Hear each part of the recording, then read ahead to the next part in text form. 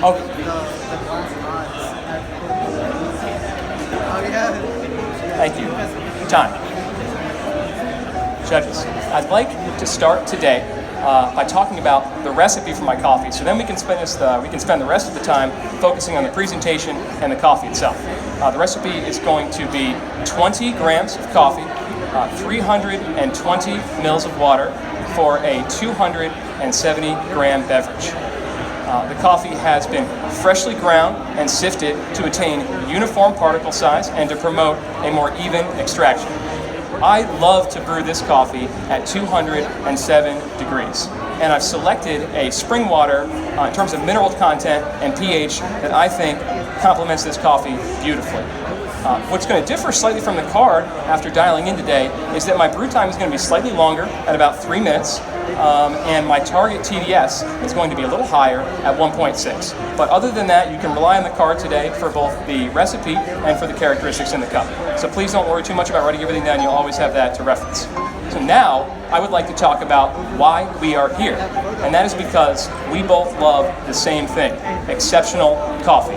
And that is what people do, is they congregate in order to share the things that they love. And coffee has been bringing people together for centuries. Now, I don't work in coffee, but competing has become my way to share my love and enthusiasm for exceptional coffee, the people that I share it with, and the places that we congregate to share it. I'm very excited to be with you here today. Without further ado, I'm going to share this coffee with you, and I'm thrilled to say that it is the Elita Estate Green Tip Geisha from the Lamastas family farm in the Boquete region of Panama. Elita Estate is amongst the highest elevation coffee farms in all of Panama at 6,200 feet. It's located just outside the bounds of Volcán Barú National Park, in close proximity to both the Caribbean Sea and the Pacific Ocean. This unique microclimate provides lower temperature, yet humid dry seasons and mineral-rich volcanic soil, where coffee trees grow partially shaded by pristine, untouched virgin rainforests. And in this environment, they take a year to two longer on average to mature and bear fruit. And when they do, the purple or the burgundy geisha cherries take a month longer on average to ripen. All of this results in a multifaceted fruit sweetness and a deep and saturated complexity in the cup. So what I've chosen to brew the coffee on today is the ceramic Hario V60. I find that the V60, the ceramic, is the most temperature stable, and that the V60 produces not only the cleanest cup, but the most consistent cup every time. In terms of processing, this coffee was hand-picked at peak ripeness, is then stored for 24 hours before the pulp is removed. Afterwards, it is hand-washed in small batches. Now, this artisanal hand-washing process is essential to the clarity of flavor that you're going to experience in the cup. Finally, it is carefully dried on raised beds, partially shielded from the elements for 12 to 14 days. So, now that we have all that information, I'm going to begin preparing these coffees for you.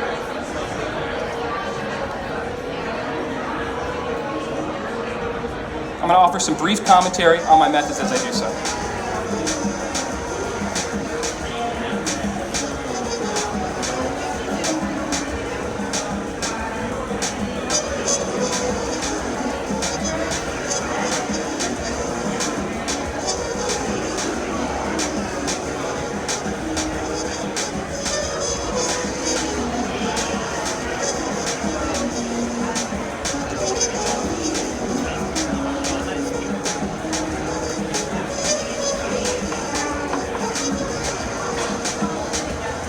Begin with a 65 to 70 gram bloom for around 35 seconds.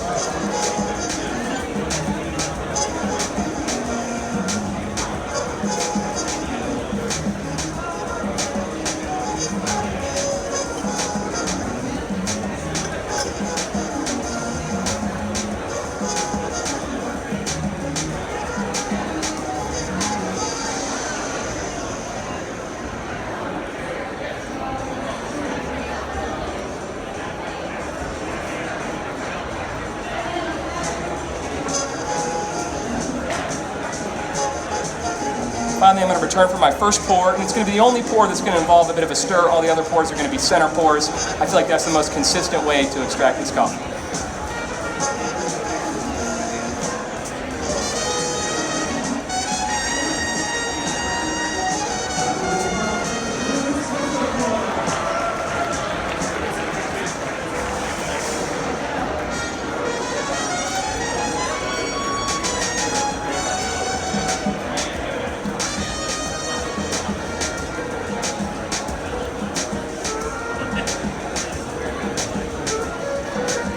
Now I'm going to return for a little bit of a reheat pour. I want to keep the temperature of the slurry as stable as possible.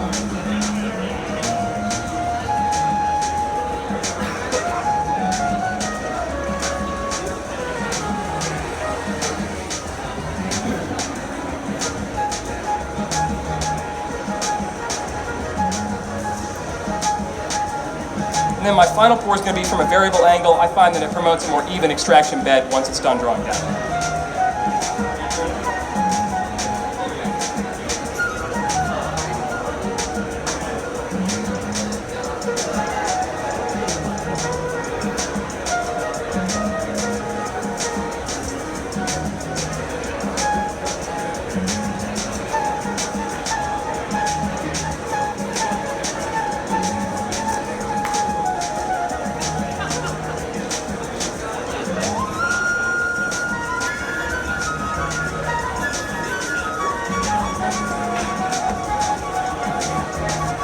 Now, as these draw down, there's a final point that I'd like to make.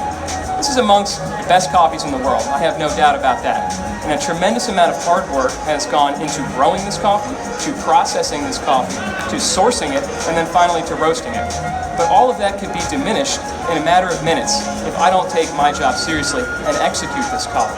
So, the point that I would like to make is that the chain of responsibility from seed to cup can be fragile. And I take my job at the end of the chain, just before the people that I share this coffee with, very seriously.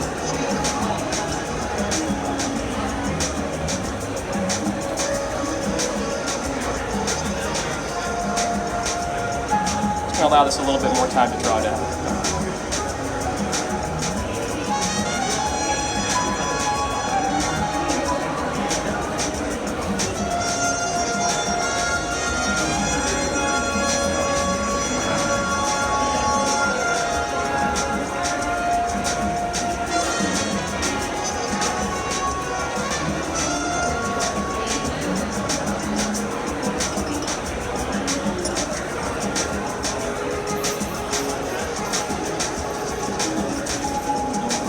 Now I'd like to take some time to assess the aroma of this coffee. I experience it as a red berry jam aroma with a nice complement of fresh cut flowers.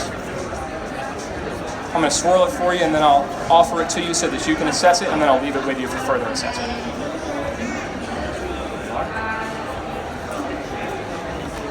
You.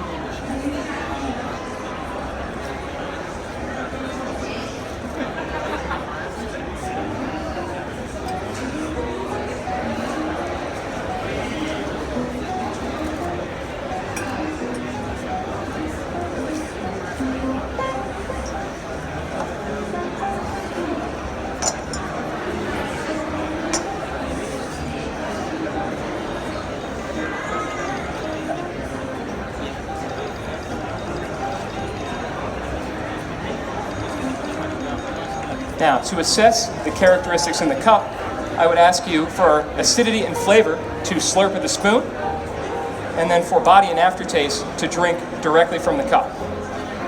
Thank you. The characteristics in the cup are as follows. It's going to begin with flavor notes of peach and bergamot. It's going to transition to red berry reminiscent of raspberry, and then as it cools, a deeper red berry reminiscent of cranberry and paired with bergamot.